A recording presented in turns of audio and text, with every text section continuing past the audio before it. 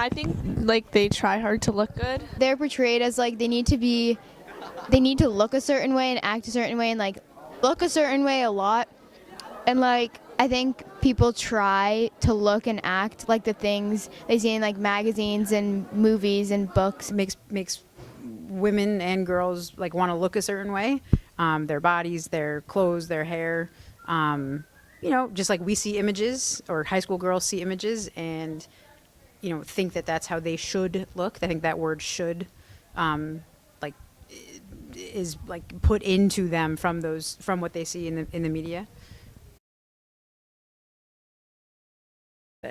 I mean, other than the Kardashians. In sport, Simone Biles, a very famous gymnast that since I'm a gymnast, she's amazing. She's definitely revolutionary in the sport, given a lot of new skills to the sport, and inspired female gymnasts as well as male gymnasts. Michelle Obama. She does so much for like everybody. She does so much for women and like basically everybody that's oppressed. I mean, there's a lot of, writers who I have been reading recently who I've actually like only read books by women recently, kind of by accident, but not really by accident. Seeing women in roles that are historically and traditionally male roles, like it just empowers girls to think that they can do more of what they want to do, like instead of having to do certain things. We've never had a female president, and now we've had women run for president. We have a number of women running right now. So seeing someone achieve that, I think just opens up not even opportunity, but like the feeling of possibility. I think that they're very inspirational for them, and they help them with their self-image and their self-worth.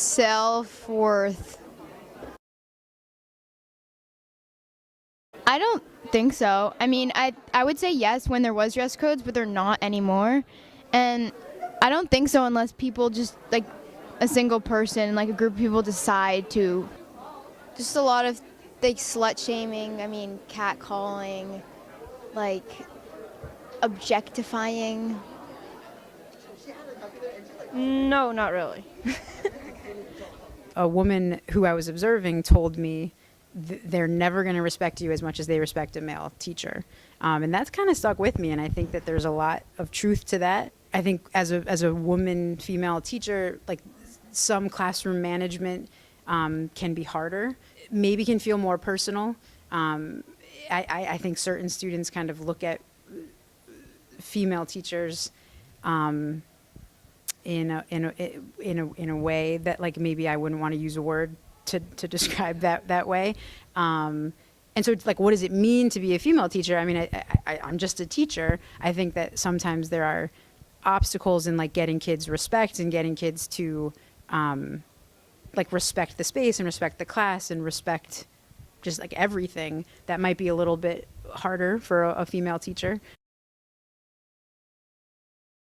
My mom, since that's like the default, and she's really inspirational to me because one, she works hard, and also like she does all the housework as well as like having a job that's really stressful. I'm gonna be a little bit basic here, and I'm gonna say my mom. Growing up, my mom like made more money than my dad. My mom like worked later than my dad. I'm realizing it's been a big deal to me recently. Like my mom didn't take my dad's last name. She had a high-powered job, so she's always been like an influence on me of, like a woman who is successful and powerful and capable. So she's been a big influence. The first inspirational woman in my life is probably my sister. Having an older sister has given me someone to look up to, and kind of given me a route to follow in life. My mom. She helps me with my homework and works and drives me. I think my mom, she's very strong and she provides for our family, which is very good and it's very inspirational.